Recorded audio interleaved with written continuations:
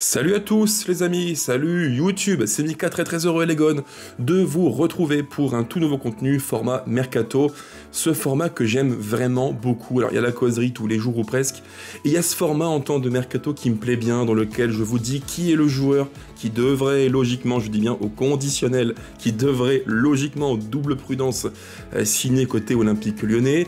Donc je vous dis qui il est, j'apporte ensuite quelques petits éléments de comparaison avec des statistiques, de la data à l'appui, j'ai quelques graphes à vous suggérer pour montrer les points de comparaison entre Lucas Perry et le joueur qu'on va évoquer juste après. Et enfin, comme ce n'est pas un profil que j'ai pu voir des dizaines de fois, je sais admettre mes limites, j'ai fait appel à des experts qui, eux, l'ont vu plusieurs fois, en tout cas les quelques matchs assez rares qu'il a joué cette saison, mais également par le passé. Et vous verrez qu'il y a quelques incertitudes que je vais évoquer avec vous. Ce joueur, c'est qui? C'est Matt Turner, le gardien états-unien, donc qui appartient à Nottingham Forest, qui a été prêté l'an passé à Crystal Palace et qui pourrait, si l'on se fie aux quelques échos outre-Manche côté britannique, mais également côté États-Unis, il pourrait donc signer à l'Olympique Lyonnais pour un montant de 8 millions d'euros. Et si je me fie à ce que quelques journalistes côté États-Unis peuvent dire sur les différents réseaux comme Twitter, le deal serait bouclé.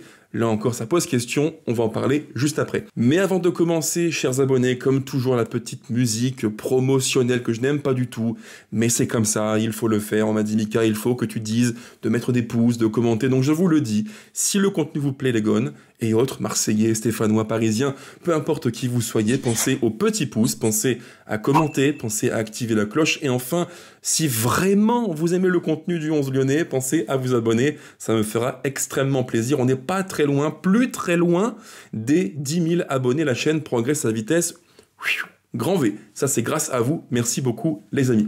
On commence donc par le thème numéro 1, qui est donc Matt Turner. Alors, l'information est d'abord surgie côté outre-Atlantique, côté britannique, avec la presse anglaise qui a affirmé il y a maintenant une dizaine de jours que l'OL et Nottingham Forest, je corrige, Textor et son grand pote, Monsieur Marinakis, auraient conclu un accord, un deal, un package d'environ 30 millions d'euros qui comprendrait à la fois Danilo, le Brésilien, coucou, je vous renvoie à la vidéo faite sur la chaîne sur le joueur, mais également un certain Matt Turner pour un montant de 30 millions d'euros. Et dans le deal, il semblerait, si je me fie aux quelques échos qu'on a pu entendre ci et là, il semblerait que Matt Turner soit valorisé à environ 7-8 millions d'euros, ce qui me paraît beaucoup, vraiment beaucoup.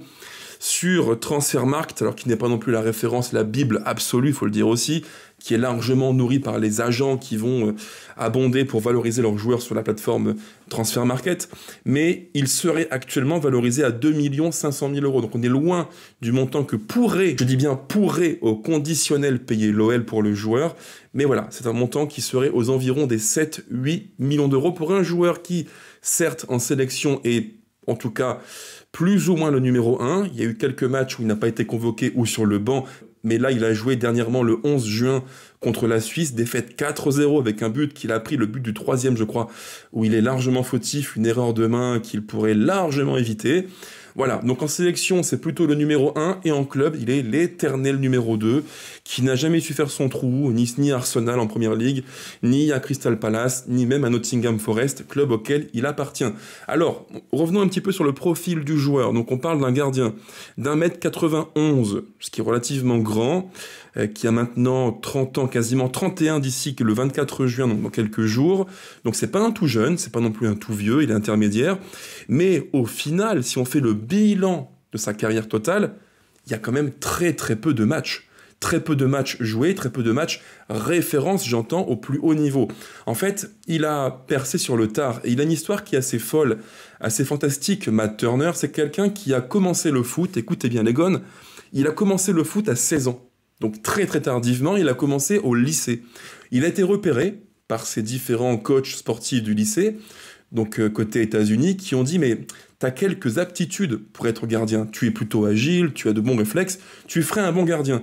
Et de fil en aiguille, il a joué dans le cursus universitaire, et il s'est fait repérer par des clubs de MLS, dont un dans lequel il a percé par la suite, le New England Revolution, dans mon anglais si pathétique malheureusement, et il a joué là-bas une centaine de matchs, donc des saisons pleines, jusqu'en 2022 où il commence la saison avec New England Revolution, et Arsenal l'appelle, rien que ça, pour être le numéro 2 côté Gunners, un transfert qui forcément fait parler, fait du bruit. C'est pour lui un pas immense en avant dans sa carrière de gardien de but, évidemment, mais très tardif. Très tardivement, il perce au plus haut niveau puisqu'il rejoint l'Angleterre à, je crois, 26 ans, ce qui n'est quand même pas jeune pour un gardien de haut niveau, au niveau pro.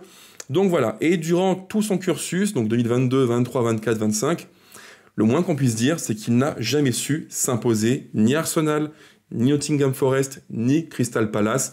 Dans les 3 clubs, c'était un numéro 2 confirmé, mais jamais un vrai numéro 1, même si, on peut le dire, durant une demi-saison, environ 17 matchs à Nottingham Forest, il a joué et a été temporairement le numéro 1. Mais il a perdu progressivement et assez vite au final sa place de titulaire dans les cages du club de Monsieur Marinakis. Alors à l'époque, quand il était à New England Revolution, il faut le dire, il fait une saison 2021 de très très grande qualité où il est élu meilleur gardien de MLS, de Major League Soccer.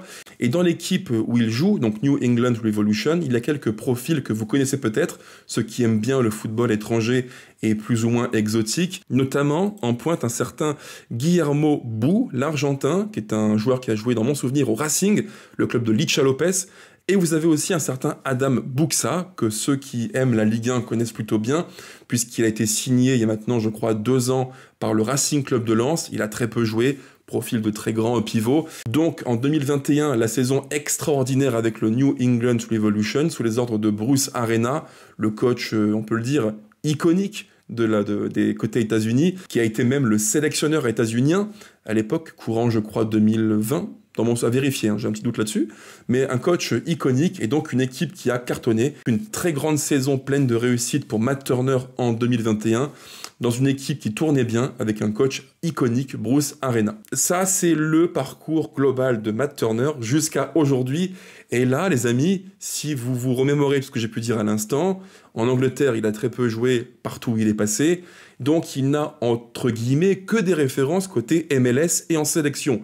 Ça fait quand même très peu. Ça fait très peu pour un gardien qui, si je me fie à ce qu'a pu dire le journaliste Monsieur Bogert côté États-Unis, qui bosse pour Give Me Sport, Matt Turner viendrait comme numéro 1 à l'OL pour remplacer Lucas Perry, qui serait en lien assez étroit avec Newcastle ou encore la Roma de Gasperini, projet extrêmement ambitieux côté Italie. Donc, voilà. Si vraiment je suis franc avec vous les gones, quand j'ai appris la nouvelle, on m'a dit Matt Turner qui pourrait venir à l'OL comme numéro 1 et pas numéro 2. Waouh! Je me suis dit, là, il y a un problème. Honnêtement, sans forcément le juger, s'il vient à l'OL, je serais, comme pour tous les joueurs, son défenseur numéro 1. Moi, celui qui revêt la tunique OL, dans mon cœur, il est défendable. Mais il faut être aussi logique, pragmatique, en termes de référence au plus haut niveau, c'est quasiment rien. C'est quasiment rien. Des sélections, c'est bien.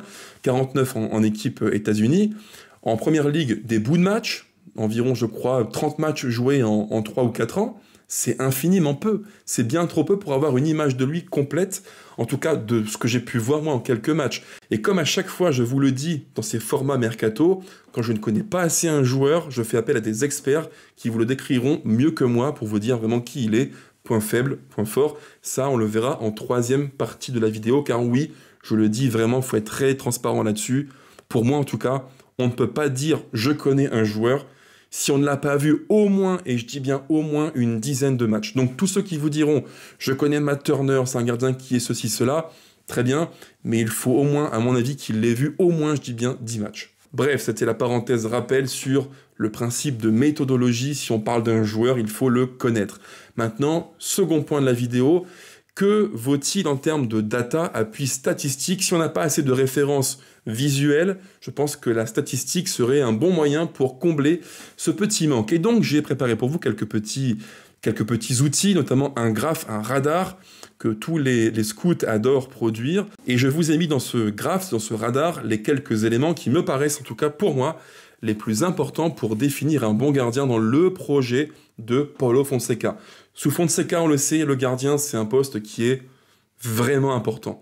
Il y a des coachs pour qui le gardien, qu'il soit petit, grand, fort au pied, il s'en fout de complet. Mais Fonseca, si on veut vraiment un gardien qui colle à son projet de jeu, il lui faut un gardien qui soit fort au pied, fort sous pression pour être le premier relanceur qui va à la passe trouver un central, un latéral, un numéro 6, un 8 qui décroche et qui donc est fort sous pression. Ça, c'est pour moi l'une des caractéristiques fondamentales. Alors, la stat ne dit pas tout, vous le verrez après. Il m'a manqué quelques petits éléments pour être le plus précis possible dans le jeu au pied, mais dans l'ensemble, on a un panorama assez intéressant du profil. Et donc, que vaut Matt Turner par rapport à Lucas Perry? Graphiquement, donc j'ai retenu 1, 2, 3, 4, 5, 6, 7, 8 items. Et parmi ces 8 items, des items purement propres aux attributs défensifs du gardien, les arrêts, les frappes concédées, le pourcentage d'arrêt par rapport aux tirs concédés, ou encore un ratio de performance que j'expliquerai après et que j'ai voulu produire pour vous pour être vraiment très très factuel. Et à côté de ça, des paramètres plutôt techniques, le jeu au pied, la qualité de pied sous pression et notamment le jeu long, dans lequel vous verrez il est plutôt performant, point qui peut-être semble intéressant pour l'optique d'un gardien sous Paulo Fonseca. Donc si je reprends ce graphique que j'ai produit pour vous, les tirs au but concédés par match, alors Perry est en rouge, Turner est en bleu, Perry est meilleur, il concède moins de tirs par match, alors c'est un paramètre qui est global, effectivement. Un gardien n'est pas le seul défenseur de l'équipe. Évidemment, s'il y a par match 5 frappes ou 6, c'est aussi le produit d'une animation défensive. Mais dans l'ensemble, Matt Turner a concédé plus de tirs vers ses cages que Lucas Perry.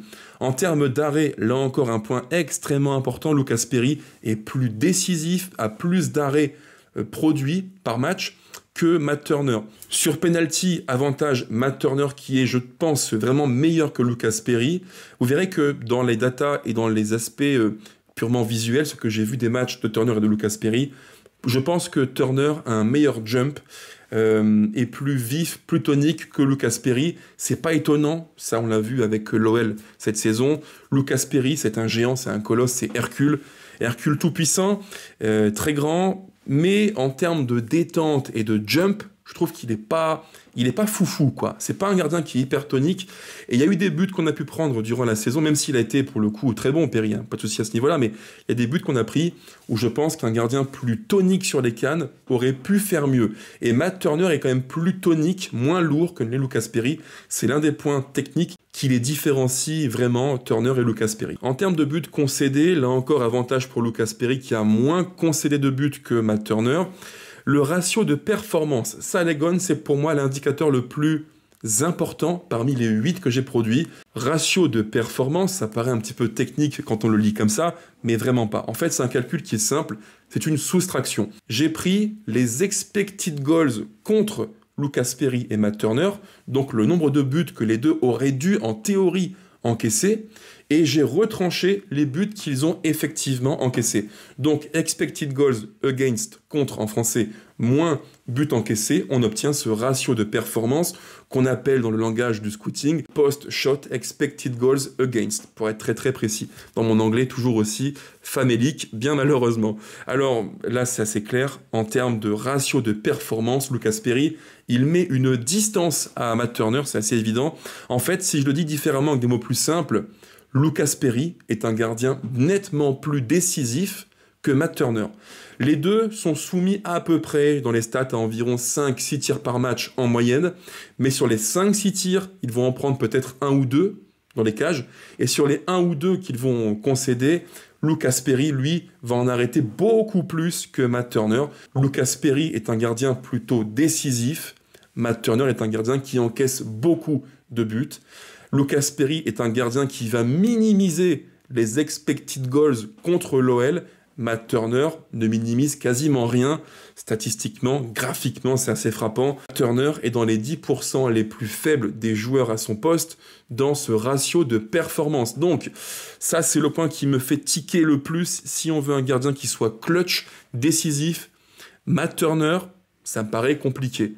Alors, là encore, les gars, attention, hein, c'est un graphique qui vaut ce qu'il vaut pour comparer ce qui peut-être ne l'est pas. Là encore, Première Ligue, Ligue 1, championnat différent, c'est vrai, bien évidemment. Et surtout, Lucas Perry a fait une saison pleine cette saison, là où Matt Turner a joué seulement 4 matchs, un seul en EFL Cup et surtout 3 matchs en Cup, donc la Coupe d'Angleterre. Donc pour être le plus juste, impartial, équilibré et objectif, qu'est-ce que j'ai fait? J'ai pris non pas cette saison qu'il a terminée, mais celle d'avant, où il avait joué 17 matchs avec Nottingham Forest, ce qui me paraît plus logique pour comparer, mais là encore, la stat se heurte à ses limites. Comparer 2 gardiens, dont l'un qui a joué 2 fois plus de matchs que l'autre, ça a quelques limites. Même si j'ai voulu vérifier et comparer pour respecter un principe de méthodologie, les performances de Matt Turner quand il quitte la MLS sont encore meilleures que celles-ci.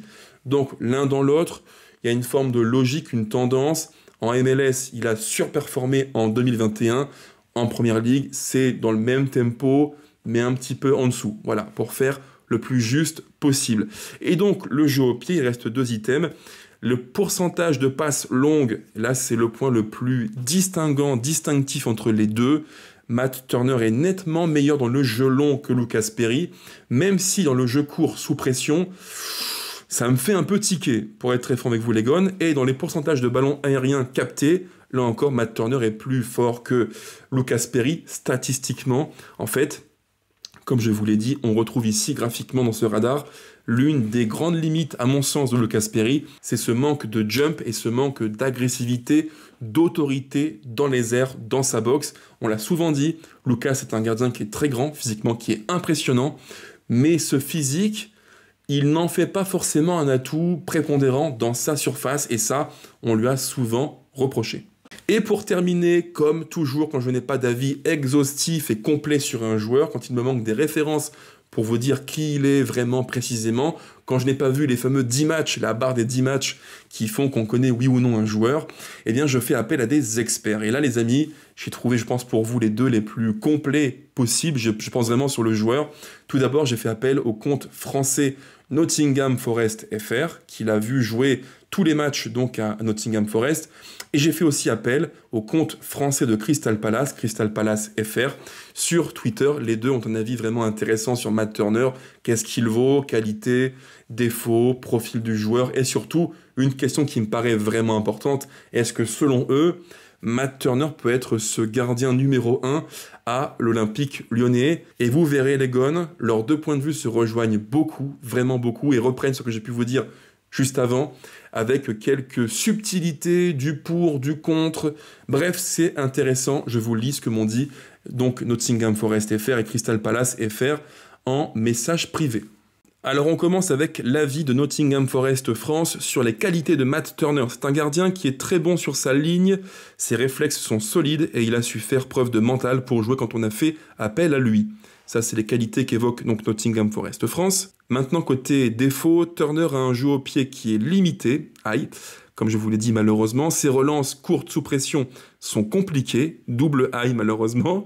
Par ailleurs, ses sorties aériennes sont parfois hésitantes. Bon, en termes de défaut, on n'est pas sur le profil vraiment qu'on aurait pu imaginer. En tout cas, pas le profil d'un gardien sous Fonseca. Et donc, quel est l'avis global sur Matt Turner de Nottingham Forest France? Je vous le lis. Donc, chez nous, à Forest, il a été titulaire en début de saison 23-24, 21 matchs, mais irrégulier et a fini sur le banc. Malgré les difficultés, il s'est montré professionnel jusqu'au bout. Un transfert à l'OL serait un beau tremplin pour lui. Pour l'OL, c'est un pari. Bon gardien, mais pas forcément, écoutez bien les gones, pas forcément dans le profil, entre guillemets, moderne. Peut-il être un bon numéro 1 pour l'OL? Sur sa ligne, oui, mais s'il n'élève pas vite son niveau au pied, cela risque d'être compliqué dans un système exigeant comme celui de Paulo Fonseca. Je pense que l'avis de Nottingham Forest France, les amis, il reprend vraiment la stricte réalité, la plus objective, et tout ce que j'ai pu voir, moi de mon côté, en match sur Matt Turner, j'ai quand même beaucoup de questions qui me paraissent importantes sur le profil purement technique de Turner.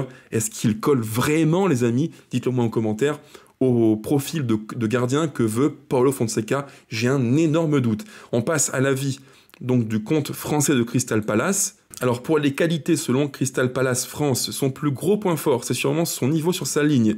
Là, il reprend ce qu'a dit Nottingham Forest France juste avant. Il est très bon pour faire des arrêts réflexes, ce qui est une excellente qualité.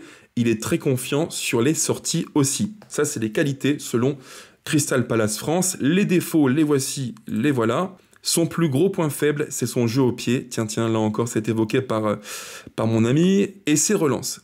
Je te laisse le soin, me dit-il, d'aller confirmer par les stats disponibles sur ces matchs, mais au niveau des relances longues, c'est bof, voire nul. Alors les stats montrent le contraire, les amis, mais il faut un petit peu relativiser. Peu de matchs joués, comme je vous l'ai dit, et surtout, en fait, l'écart sur la précision de jeu long entre Lucas Perry et Matt Turner se joue à environ 5%. C'est infime, mais sur un graphe, l'écart de 5%, de 5 points de pourcent pour être très précis, il se matérialise par un écart qui est assez conséquent. Mais en termes de quantité et de pourcentage, il n'y a pas un immense écart entre les deux. Il faut être très précis à ce niveau-là. Je poursuis, c'est un peu mieux pour le jeu long au pied, mais ça reste très moyen dans l'ensemble par rapport au niveau qu'on demande à un gardien moderne. Donc là, on a les mêmes défauts évoqués juste avant, donc constats qui se rejoignent. Et enfin, quel est l'avis global sur le joueur?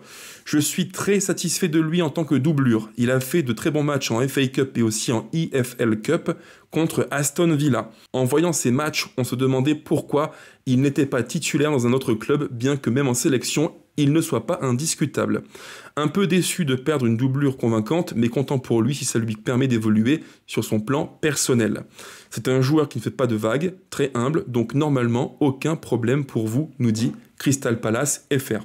Là les amis, vous avez vraiment un panorama, je pense, le plus complet possible sur Matt Turner. À vous de me dire maintenant en commentaire si pour vous, ce serait un bon choix pour succéder potentiellement à Lucas Perry comme numéro 1, ou alors si selon vous, Matt Turner ne peut être qu'un numéro 2, au mieux pour l'Olympique lyonnais. Sur ce les gones, portez-vous bien, ciao ciao, allez l'OL plus que, j'entends pas, jamais, bien sûr, ciao ciao.